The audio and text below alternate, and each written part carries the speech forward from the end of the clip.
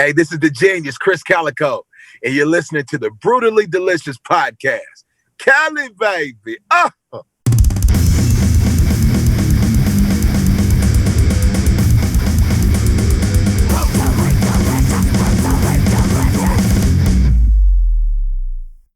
Let's Yes. let's talk about Krizz for a second. So the single Wait, I mean, obviously super personal, did you have second thoughts about putting it out, about it being too vulnerable? And No. what was that like? No. I was just, the only second thoughts I had was, dang, do I want to put these man boobs out there? But besides that, man, my whole career has been vulnerable. My most popular songs are, I have a song called Unstable. I got another one called Anxiety, Bipolar. Tech Nine and myself have one called Dysfunctional. These are like my biggest songs, and they help people. So me being vulnerable helps people. If me being vulnerable helps people, I'm willing to do it all day long. Now I have club bangers. I got rock songs. I got a rock song that's really dope called Way Out. People love it. Right. But not as much as when I'm vulnerable, and because I think they identify. I think Adele, the singer Adele, the reason besides her being just those being well-written songs and her being just an amazing singer, everybody has pain. Everybody experiences pain. And I think that people identify with that, and that's why they love me. So I had no problem doing that at all. So when you're writing and releasing this music, is it more of a cathartic release for you, or are you writing for a message, or both maybe? Kind of both. I just write what I feel, man. Like when I first got that instrumentation from Byrne County, one thing I do is I go in and start changing their production. I'm like, when you got the pianos here, boom, boom, right, and say, boom, boom, boom, make them descend down. I was like, it's something emotional feeling about that. And then I was like, dude, we got to add guitars today. There weren't guitars in it at first. Right. And I'm like, I'm going to have my guitar, one of my guitarists just add a right. And I was like, I need to frown when I hear this. And you need to hear it just like, ooh. And that was just getting the music together. I didn't even know what I wanted to call the song at all. So I got that from them. And then I'm like, I was looking through my list of songs in my phone. I had a song called W-A-I-T, like, wait a minute. And right. I was like, oh, no. I can finally talk about me being overweight and just the weight of the world on me, having vitiligo like I do, going through mental health issues and things like that. So I was like, this is the perfect opportunity for me to do it. So it's kind of a mixture of both, and on top of that, I know that this will affect people this way. And here's how I would market it as well, because I think people would identify. I mean, America is the most obese country in the world. I think people will identify with that. And it's not all just about overweight people. It's about, I had underweight folks. I had, I had anorexic people, obese people. I had people who were doing this video called the Risk Being Seen Challenge on TikTok, taking off their prosthetic leg. Really? And exposing themselves. Cause I had a hashtag that said hashtag Risk Being Seen. And it's by exposing yourself, to me, it takes that pressure off. I wasn't taking my shirt off at the swimming pool. I haven't since I was a little kid. Right. And after I did this song, I took my shirt off at the pool. I also lost 10, 15 pounds after this too. Right. So it also wasn't me saying, hey, let's celebrate obesity. It was me saying, hey, man, take this weight. When I say praying to God to free my body from weight, I'm saying like praying to free my whole being from weight. And I think that's what a lot of people got out of it. So pretty much it's just exposing yourself like down to the core, down to the raw nerves. Yeah, I think it made people not worry about what other people thought. If there was a 600-pound person that was able to strip down in a bikini, or if there was I don't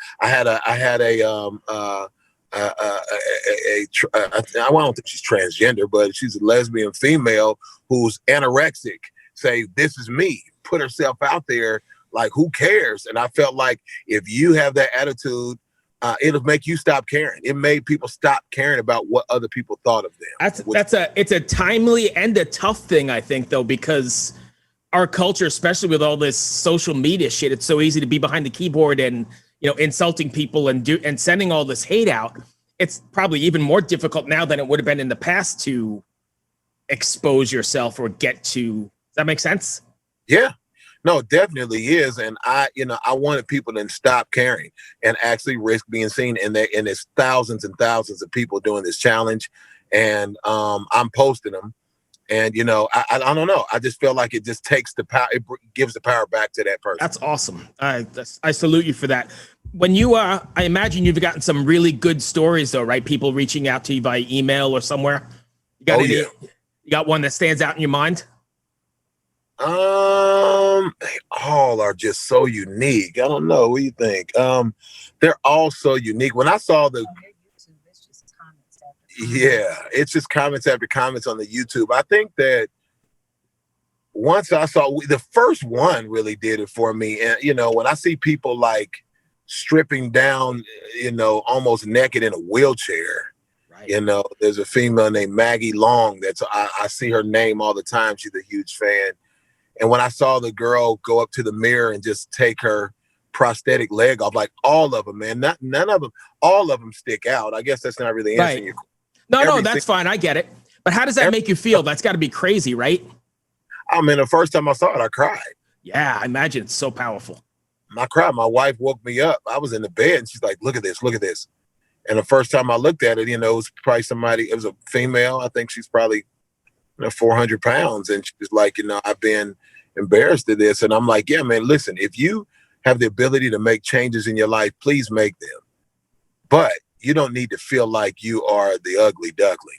You need to feel comfortable in your own skin. And that's the message. And people got it. So every single one of these touches me. There's not one that sticks out more than the other because they're all unique in their own way. And a message like that in the world that we're living in now is absolutely amazing. Yeah, and needed for sure. I know you said you mix your music and it's, rock, rap, metal, whatever. When you approach a song, do you have like an idea, I'm going to write a more rock song now, or does stuff just sort of morph as it goes along?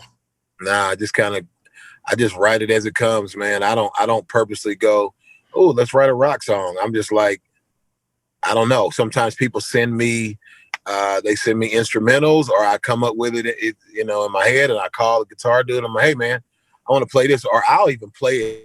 I'm not that great, but I'll play it and kind of doodle around and go, now make this good for me, and I'll just have an idea in my head. I don't know, dude. I write it as it comes to me. Music like haunts me in my sleep. Really? Like doesn't exist. I'll be sleeping, all of a sudden I'll hear melodies and I'll get up and just get on my phone really quickly and hum something, and then I may even get up and stay up all night writing it and write the guitar parts, the piano parts, the lyrics, and then I start calling people saying, hey, I need you to make this piece, or bass player or whatever. Yep. That's funny. And I'll tell you a quick story, not that you might not even care, but years ago I was a sound engineer in New York City, and I worked with Bernard Bell. Okay. He's done a bunch of R&B stuff back in the 80s or whatever, 90s. And we had a lockout in one of the studios, and he was just like you said. He'd be in New Jersey and I was out on Long Island, and it'd be 3 a.m. and he'd send me a page. Remember pagers? He'd page me and say, hey, I got an idea. Meet me in the studio right now. And it'd be like 3 a.m. And here we are driving to the studio because he got the inspiration and he had to work right then. Yeah, man, because and when people like that, it'll like kind of haunt you. Now, fortunately now, everything's on the phone. And so I just go to a voicemail on my phone and I just I'll hum it. And, or usually, even with, I was in the studio with T-Pain the other day, and, I was getting inspiration from his music he was playing me. It didn't sound anything like the music he was playing me, but I just, I don't know, when you're inspired, we got to go, man. Do you find you draw inspiration from a certain, like some people go out to nature, or some people or is it just, it comes to you? It's everywhere in life, man. It could be nature. It could be, I like to sit at the grocery store, sitting in my pickup truck like I am now, just watch people. Just people watch. Like I get inspiration from watching TV shows, nature, wherever I'm at. I draw inspiration from everything. Watching social media, everything.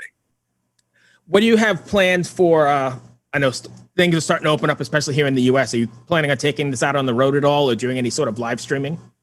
Oh yeah. I just did a live stream show called The Reveal, which was for our fan base. I've been with Strange Music for 20 years, which is Tech Nine's label. And I did a show called The Reveal, which was me revealing that I was starting my own label, Earhouse. which Earhouse is my new independent label. The logo's really dope. That's the logo right there. There it is. But so I did a live stream show there, and now I've been in talks with a lot of different agencies. I feel like the new hot chick out on the, everybody's been reaching out to me. A lot of touring agencies trying to get me to play festivals and things like that. So we're getting it all together now. I would have had it all together if everything was already open. But so now we're just deciding what agencies, promoters that we want to deal with and how we want to market this, because one of the things that I think has plagued me is knowing exactly where to put me, because you can put me on a rock fest, you can put me on a rap festival, on an R&B festival, I've even played reggae festivals. Right. It can go anywhere, because I feel like the music I do, man, music is music, man, and I think people just tend to love it, So I 100%.